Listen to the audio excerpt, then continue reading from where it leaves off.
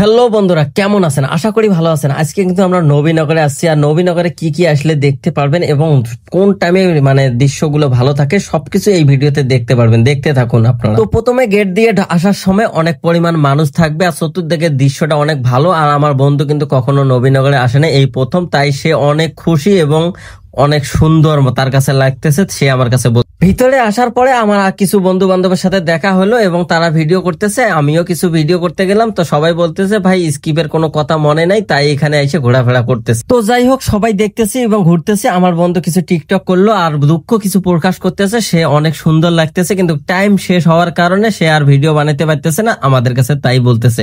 তো আরো অন্য আরেকদিন দেখা হবে ইনশাআল্লাহ। গাইস, আমি একটা জিনিস বুঝলাম না, আমরা রমনা পার্কে যাই, আমরা যে উদ্যানে যাই, এখানে রাত 7টা এখন থাকতে দেই, এখানে 5টা বাজে মানে বের হয়ে দিচ্ছে, হয় মাত্র বিকাল হচ্ছে আর সূর্য আস্তে আস্তে ডুবে যাচ্ছে। যে কোনটার সময় মানে ছবি তুলবো বা ভিডিও করবো, সেই সময় তারা তারাই দিচ্ছে। তো এখানে যারা আসবেন একটু সময় নিয়ে আসবেন হাতে, কারণ সময় আসবেন না, যেহেতু আসি আপনাদেরকে আবার মানে বের হয়ে দিই।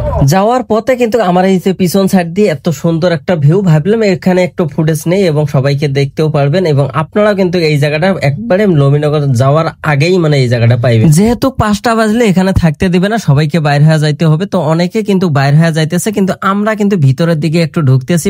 এই টাইমে যে ছবিগুলো এত সুন্দর আসে, তো এই সুন্দর ছবি তোলার জন্য একটু ভিতরে সামনে আগানোর পর একটু দাঁড়াইলাম। আমার বন্ধু আমার কাছে এসে একটু আমার পাশে দাঁড়াইলো, কিন্তু সে বর্তমান কিন্তু অনেক খুশি। তাকে দেখলেই বোঝা যায় সে অনেক খুশি আছে। আপনারা হয়তো আমার ভিডিওতে দেখলেই বুঝতে পারবেন। এই দেখেন, এই পাশে কিন্তু লোক একবারে ফাঁকা হয়ে গেছে, কিন্তু আমরা কিন্তু পিছনে আছি। কিন্তু আমার বন্ধু বলতেছে এই সময় নাই, চলে যাও। কিন্তু তারপর এতটাই ভালো লাগতেছে, সবাই কিন্তু হাসি খুশি আছে। কিন্তু এই টাইমের সময়টা কিন্তু আসলেই অসাধারণ যারা নবীনগর। আর হ্যাঁ, একটা কথা বলতে ভুলে গেছি, আপনারা নবীনগরে আসলে কিন্তু বাদাম, বুট, পানির বোতল প্রত্যেকটা মোড়ে মোড়ে পাবেন। এটা নিয়ে কোনো পেরেশানি নাই। অনেকে আবার পানির বোতল নিয়ে কি হয়েছে তাই দেখুন আজকে এখানে কারবারটা কি আছে।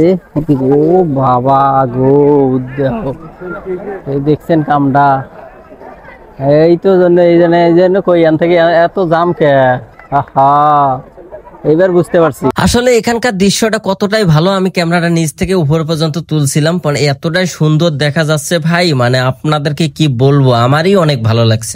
যাই হোক, অনেক কথা বলছিলাম, কিন্তু আপনারা যদি নবীনগরে আসেন তবে পিছনের সাইড দিয়ে আসবেন। যারা নতুন আছেন তাদের জন্য বলতেছি, যারা পুরাতন আছেন তারা তো সঠিক জানেন, তবে পিছন দিক দিয়ে আসলে কিন্তু আমার এখানে যে দৃশ্যটা দেখতে পাচ্ছেন, এই দৃশ্যটা কিন্তু অনেক পরিমাণ দেখতে পারবেন।